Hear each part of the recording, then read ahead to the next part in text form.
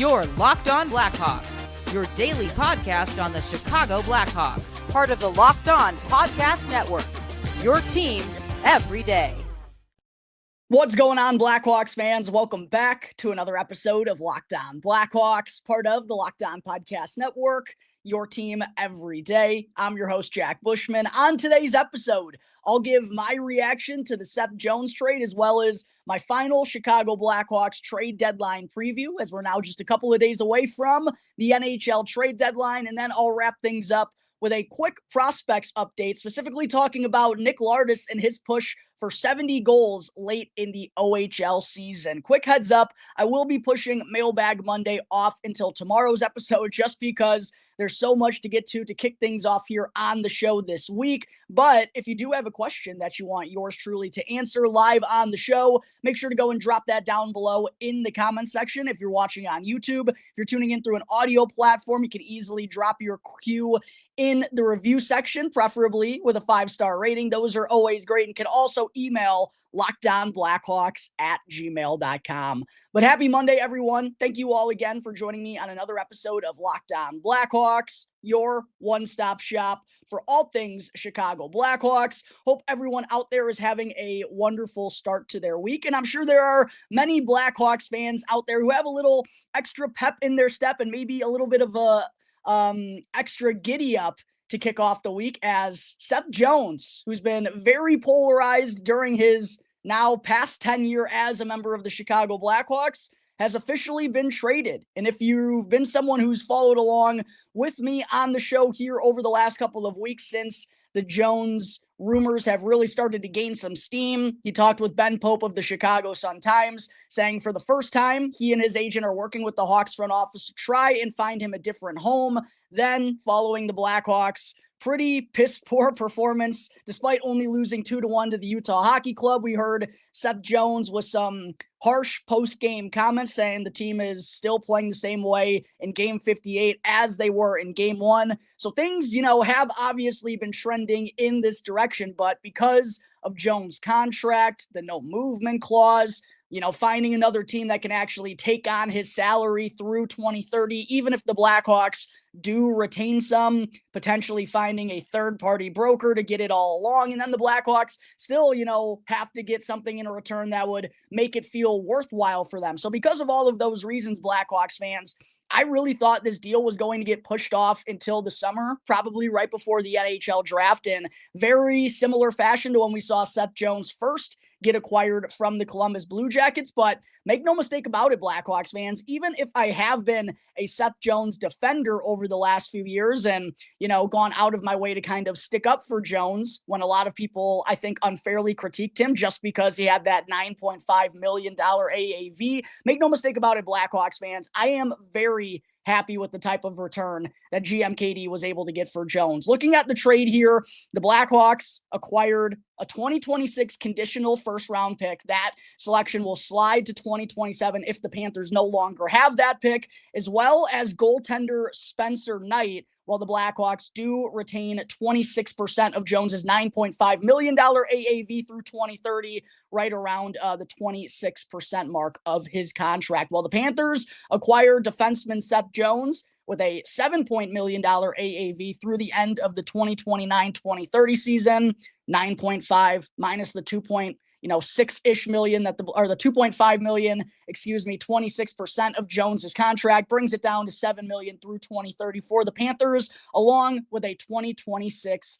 4th-round pick. Now, for Seth Jones, he's going to be turning 31 years old in October. Just a little bit of a rundown on him, even though us Blackhawks fans are very familiar with what he's been up to. So he's going to be 35 years old when this deal expires for the Florida Panthers. And I do think, those last couple of years at $7 million, even if at that point in time the salary cap is going to be up massively compared to what it is right now, that's still nothing to bat an eye at for, especially with a guy who has as much mileage and wear and tear as Seth Jones does. Even if he hasn't played, in the Stanley Cup playoffs in half a decade, he's still a guy who almost plays half a game every single night he's out there in the regular season.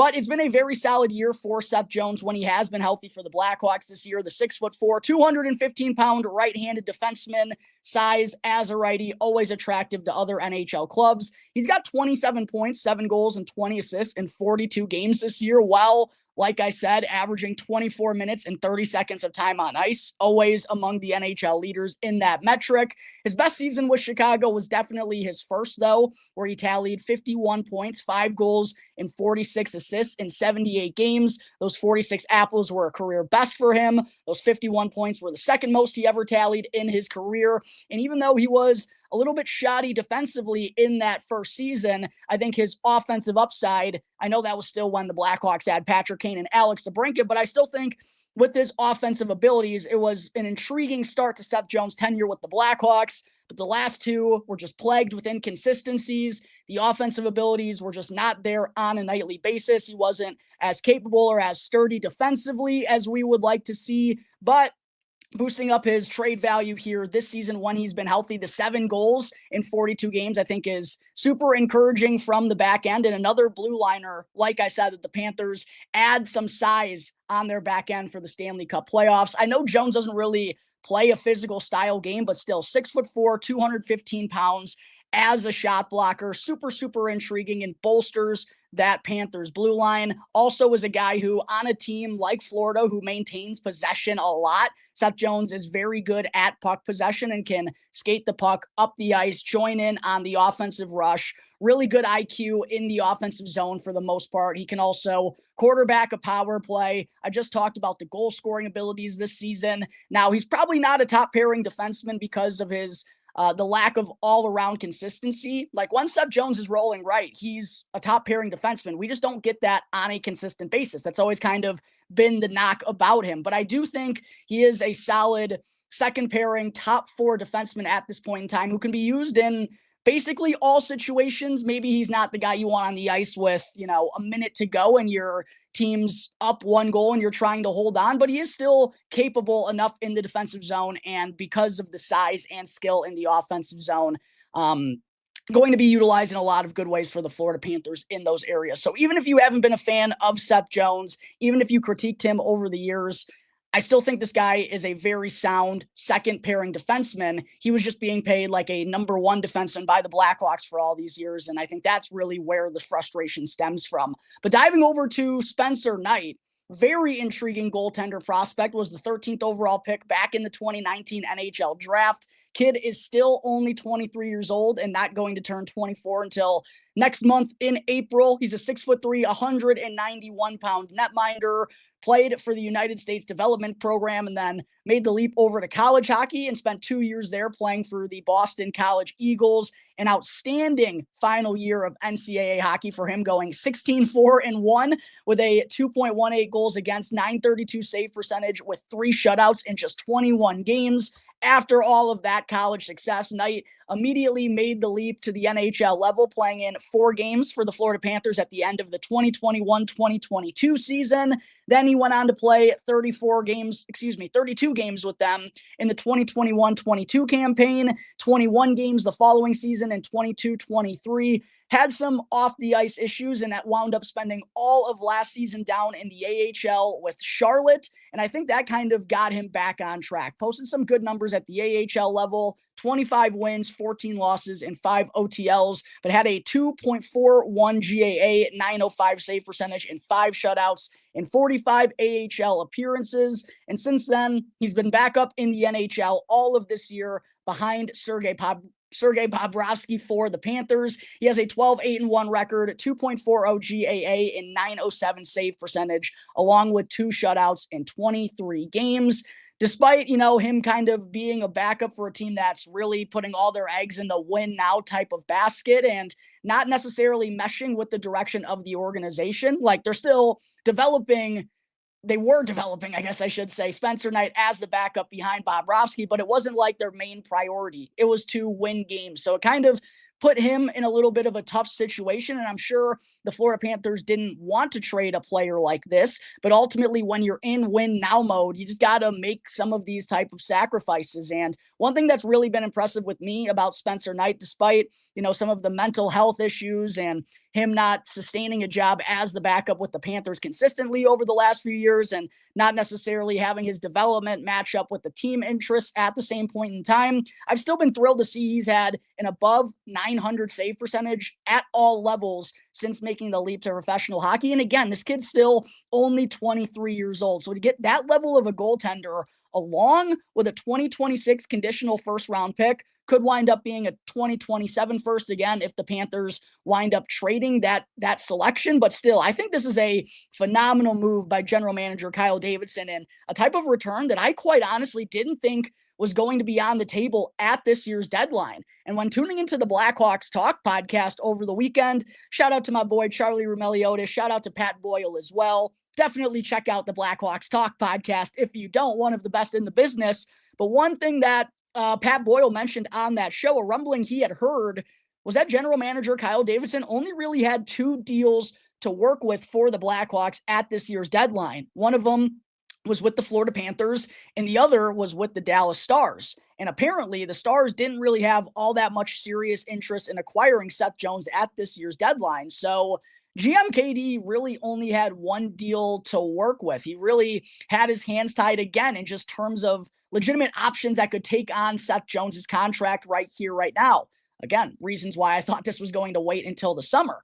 But for one realistic deal to be on the table and to get this type of return absolutely thrilled me, Blackhawks fans. And I think the reception from all of you out there has been right along the same thing. I think everyone is very thrilled with this type of deal. And I just didn't expect to get this level of return at this year's deadline. It does, make me intrigued a little bit to think about, well, if Kyle Davidson said no to this one, what could he have possibly gotten during the summer?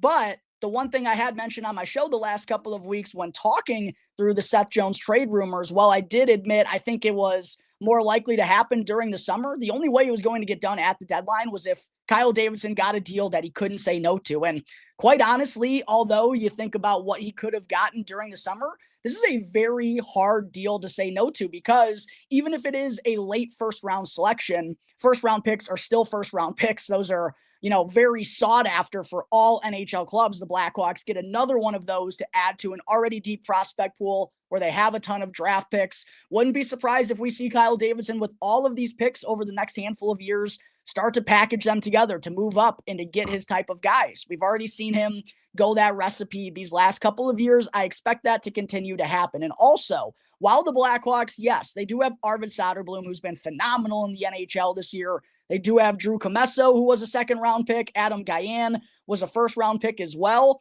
None of them are at the same level as Spencer Knight. None of them have that legitimate top-tier starter in the NHL caliber upside. And I'm still high on a guy like Drew Commesso, even though he's kind of had some struggles with the Rockford Ice Hogs this year. I've outlined how I think kind of the situation going on with the Blackhawks organization hasn't benefited him, and I would not be surprised to see him bounce back next year the way we're kind of seeing Arvid Soderblom bounce back this season. Adam Gajan, I know it's been kind of a nightmare start to college hockey for him, and he didn't even have a really good last year in the USHL after the Blackhawks drafted him as the first goaltender off the board. And while I've always preached you never quit on a young goaltender, I'm sure the Blackhawks still have high hopes for Commesso and for Adam Gajan. They're still very early in the development process, especially Adam Gajan, who's only just a freshman with the University of Minnesota Duluth.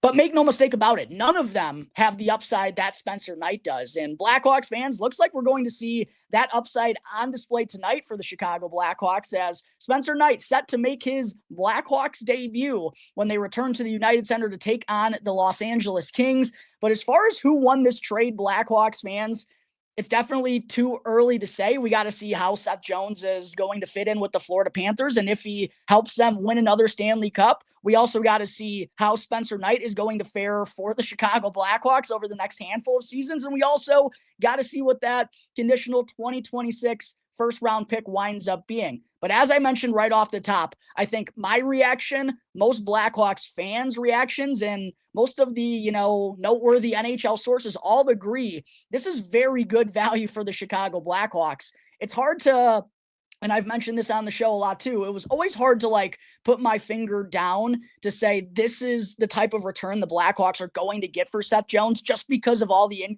intricacies involved with getting a deal done.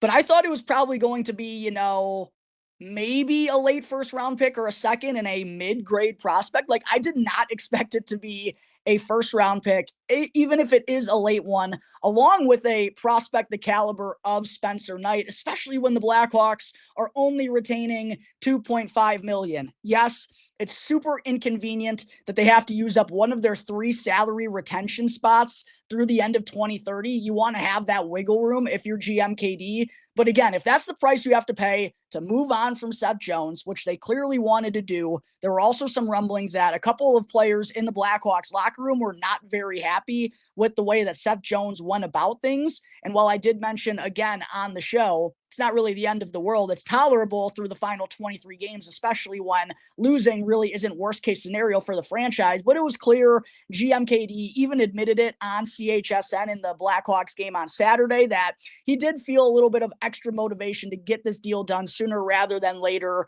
if he could. And I think, that's kind of reflected in this deal. I'm sure he didn't want to take up one of those 3 salary retention spots for the next 4 to 5 years, but it's only 25% of Seth Jones's deal, and you get a first round pick and Spencer Knight.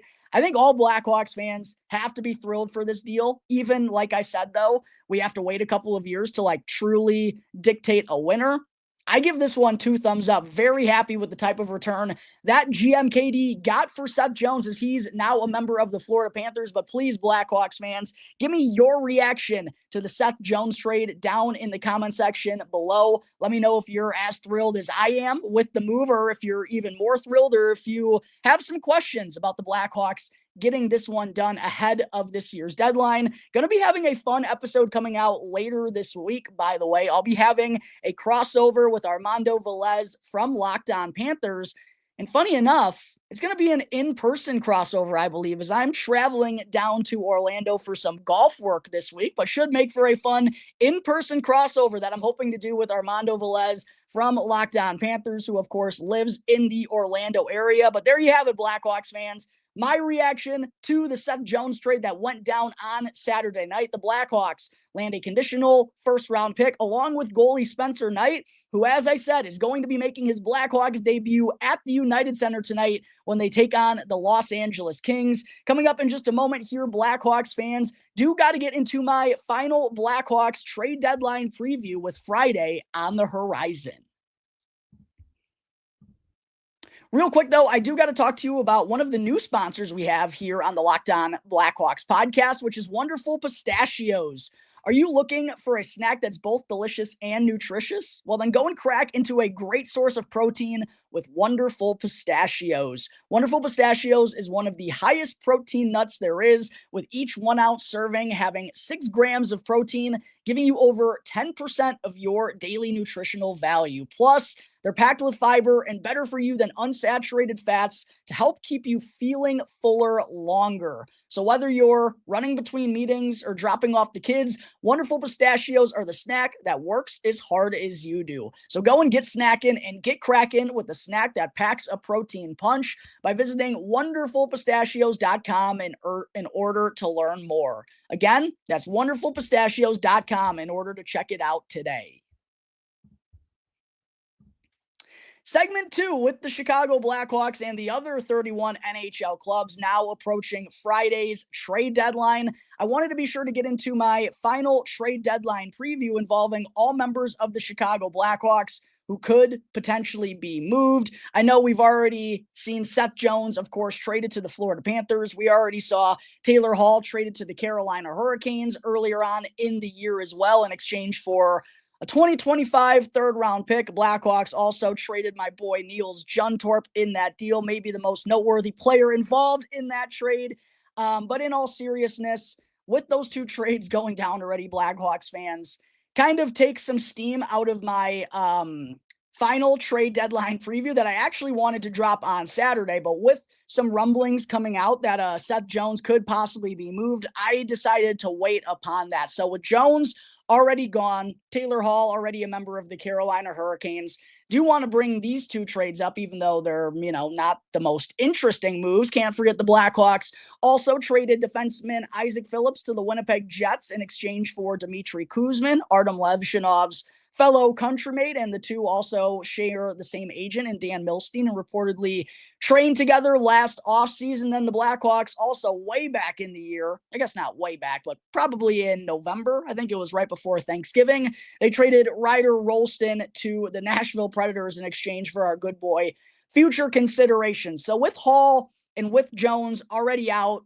the Blackhawks don't really have that many intriguing trade pieces left on the roster. The most intriguing one for sure, though, is undoubtedly Ryan Donato, who had a great performance to help the Blackhawks pick up their first win on Saturday in Anaheim since the Four Nations faceoff. Donato's been excellent this year, probably the best player for the Blackhawks. 43 points, 21 goals, and 22 assists in 58 games this season for Donato. Career highs across the board already for him in under 60 games. He's a 6 foot, 190-pound forward who can, he's naturally a winger, but can also play the center ice position if you need him to, and can win a faceoff from time to time should he have to jump in the dot. But just on top of playing, either the center or wing position, this guy is really just a jack of all trades type of player. You can trust him in all situations. He can go out there and play on the penalty kill. He can play on your fourth line and play hard-nosed, grinded out, tough style of hockey. He's not a natural top six type of player, but, just throwing stuff out there. Like if you put him on a top line with Connor McDavid and told him to go and crash the net, yeah, I know that's a job that a lot of people could do, but I don't think Ryan Donato would necessarily be out of place. Like he can play up in the lineup. He can play down in the lineup, can play on the penalty kill, can play the net front role on your power play unit, probably more of a second power play type of guy, but you see where I'm getting to, Blackhawks fans. He's a jack of all trades type of forward. He's only 28 years old, is going to be turning 29 in April, but still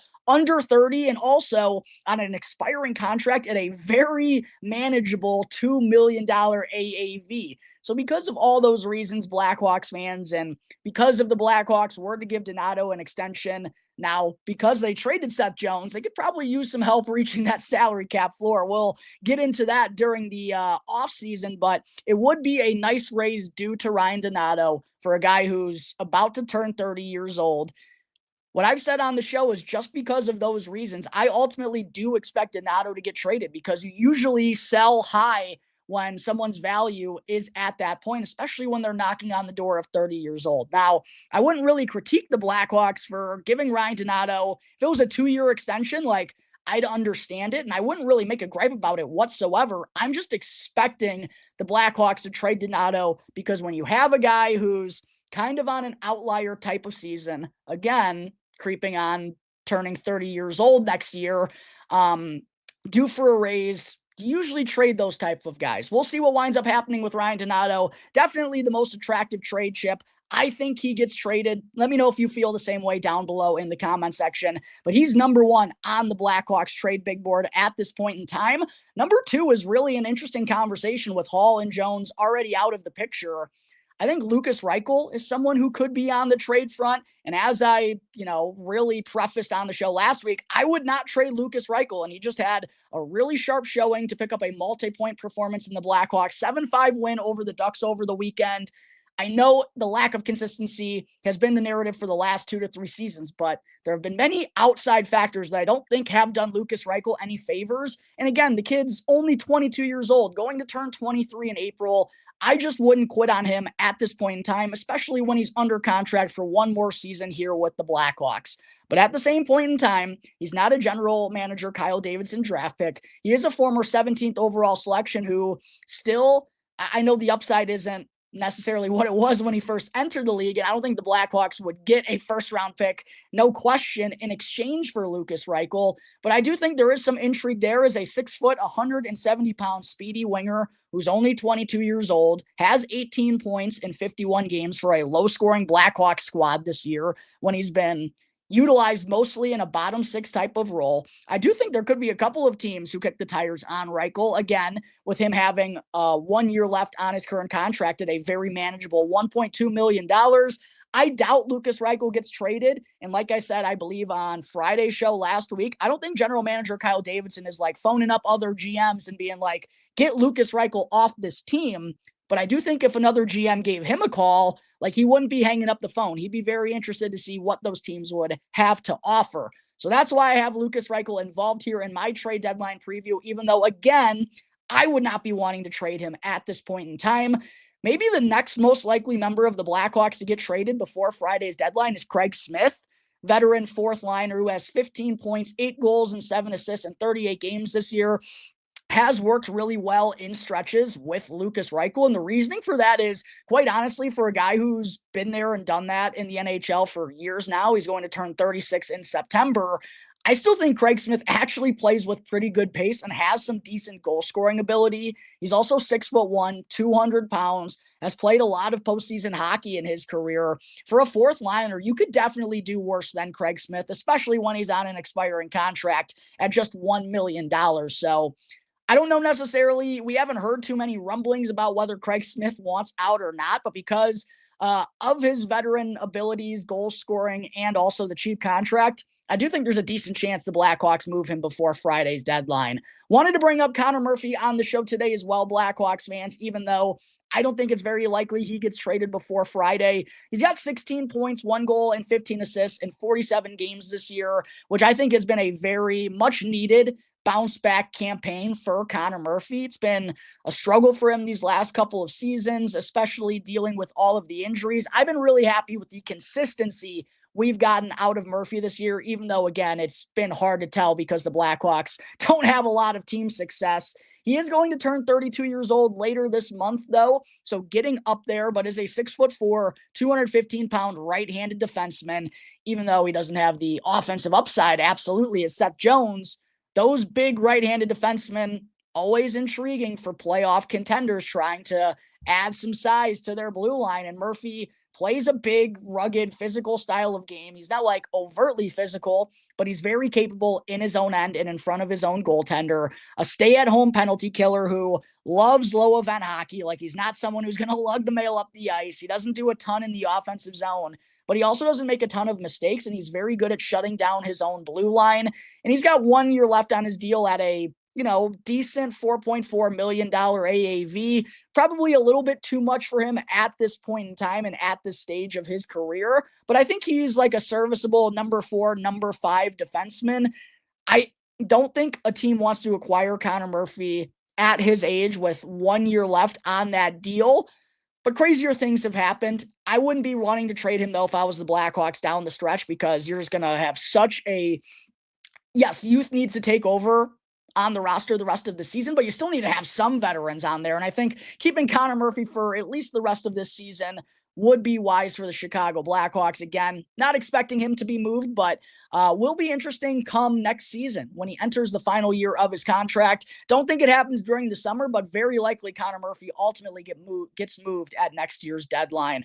Last two guys that I wanted to bring up are guys I figured were going to be moved for sure by the Blackhawks, but doesn't seem to be the case at this point. The first is Alec Martinez, who's tallied 11 points, 4 goals, and 7 assists in 33 games for the Blackhawks this year, has missed some time due to injury and turns 38 years old in July, so definitely getting up there and probably approaching his final couple of years in the NHL, although when he has been healthy this year, I've been really happy with what Alec Martinez has done, quite honestly, on both ends of the ice. Still a very willing shot-blocking defenseman, can play in all defensive situations, mostly known for his penalty kill abilities at this point in time, but does still have some offense left in the tank. I mean, 4 goals in 33 games this year. A couple of them have been nice shots from the blue line, joining the rush in transition. Like, I've been pleasantly surprised with Alec Martinez's mobility at this stage of his career. But again, it doesn't sound like he wants to get traded. He said to the Blackhawks, I forget if it was Scott Powers or Mark Lazarus, but he's kind of just focused on this season with Chicago, which is weird considering his age. He's on an expiring contract at $4 million. And even though he has already won, 3 Stanley Cups, maybe it's even 4, can't remember exactly for old Alec. 3 Stanley Cups, I believe it is. You'd think he'd want to get back there once again, especially with the clock kind of running out. But it doesn't sound like Martinez expects to get dealt, and doesn't sound like the Blackhawks are really forcing that issue. And it's kind of the same narrative with Pat Maroon, who has 14 points, 4 goals, and 10 assists in 54 games this year. Another old veteran who's going to turn 37 in April. His clock's kind of ticking here. 6'3", 240-pound power forward, who's a serviceable fourth liner, doesn't really give you all that much offensively, but plays with an edge, plays gritty, hard to play against, veteran leader, willing to drop the gloves and step up for the boys, an excellent teammate, great locker room guy. But like Martinez, doesn't really sound like he's all that interested in being dealt by the Blackhawks, even though it's an expiring contract at $1.3 million. Very easy for the Blackhawks to move, but sounds like, old Pat's fine with staying here in Chicago through the remainder of the season. So because of that, it really seems like Ryan Donato is potentially the only domino to fall for the Blackhawks at this year's deadline left on the roster. And if Donato doesn't get moved, I don't necessarily know if any of the other guys do. I would say Donato and Craig Smith are probably the two most likely of the bunch. After that, it's hard to see any of these guys left on the team getting moved before Friday. But there is my final Chicago Blackhawks trade deadline preview. Let me know your thoughts in the comment section down below. Do you think Ryan Donato gets traded? Do you think we see Lucas Reichel surprisingly dealt before Friday? Hit me with your 2 cents down below. But coming up in just a moment before I wrap up today's episode, do still got to get into a quick Blackhawks prospect update where I'll talk about Nick Lardis. That was the wrong button. Got to get that double ad in there, Blackhawks fans. I apologize. But thank you all for making Locked On Blackhawks your very first listen. Here to start off your day. For your second listen, make sure to go and check out the Locked On NHL podcast, bringing you the daily league-wide stories that matter with the local coverage from Locked On that you love. And you can easily find Locked On NHL right now on YouTube or wherever you may be listening to your podcasts.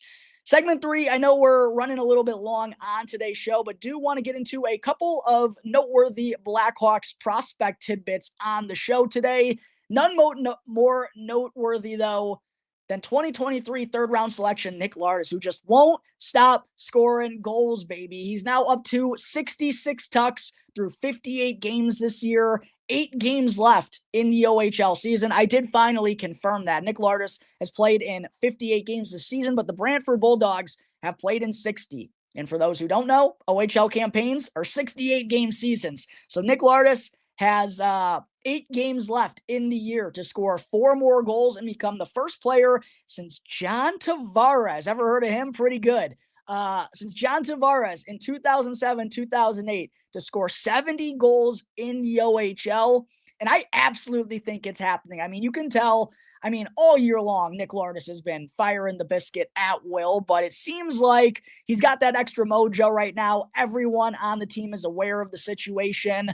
Like Alexander Ovechkin, he's gotten a handful of empty netters over the year to help pad those stats. Again, I think his team is well aware he's in rarefied air here, but guess what? They all count the same, and you still got to be winning hockey games to get those empty netters. And Nick Lardis and the Brantford Bulldogs, along with Marek Vanacker and a very talented roster that they have, they're one of the best teams in the OHL. They're a ton of fun to watch, and Nick Lardis has been scoring at will for them all season long. So yeah, I fully expect the kid is going to get to 70. And man, I'm going to predict right here, right now, Nick Lardis is going to wind up with 73 goals. I'm giving him 7 tucks in these final 8 games of the season. And then it's going to be real fun to see him sign his entry-level contract and make the leap to pro hockey next year. We're going to see how that goal-scoring ability transitions. There's, a lot of debates as to whether he's going to be able to do these same things, even close to the same level that he is in the OHL once he turns pro.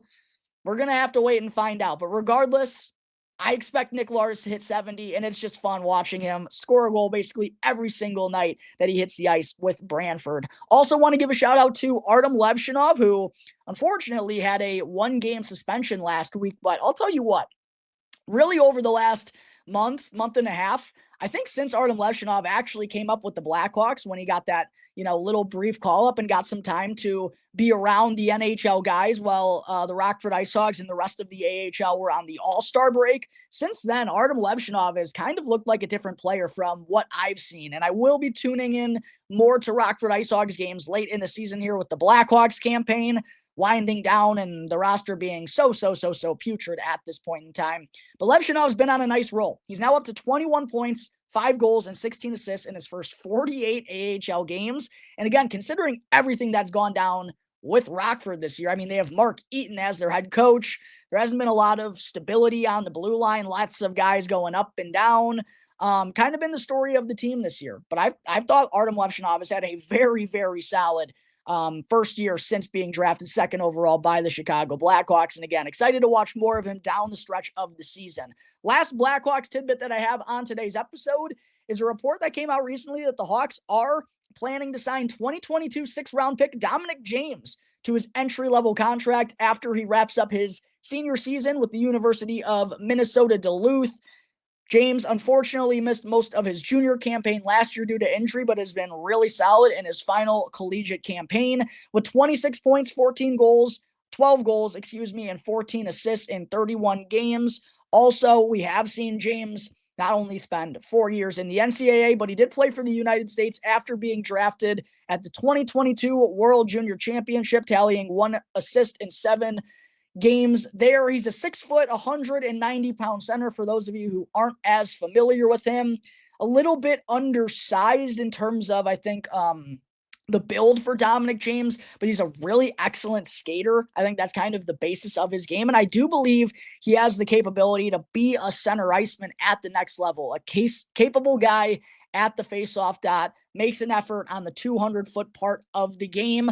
I think his speed is really going to always be his best offensive weapon. He's a decent goal scorer, not a ton of playmaking ability. The speed is really what's going to give him all of those chances. But should he make it to the NHL level full-time with the Blackhawks and wind up being a puzzle piece, it's definitely going to be as a bottom six type of guy who can maybe play on the penalty kill, maybe the second power play unit from time to time. I think the penalty kill is more likely for Dominic James, though, but his skating and the way he can buzz up and down the ice, that's really the focal point of his game. And I think the one part that Blackhawks fans should know whenever we see him make his NHL debut, sounds like it's going to be happening whenever his season with Minnesota Duluth comes to a close, but should be fun. Should be fun to see him in NHL action. Probably a bottom sixer. I don't see him having even really middle six offensive upside.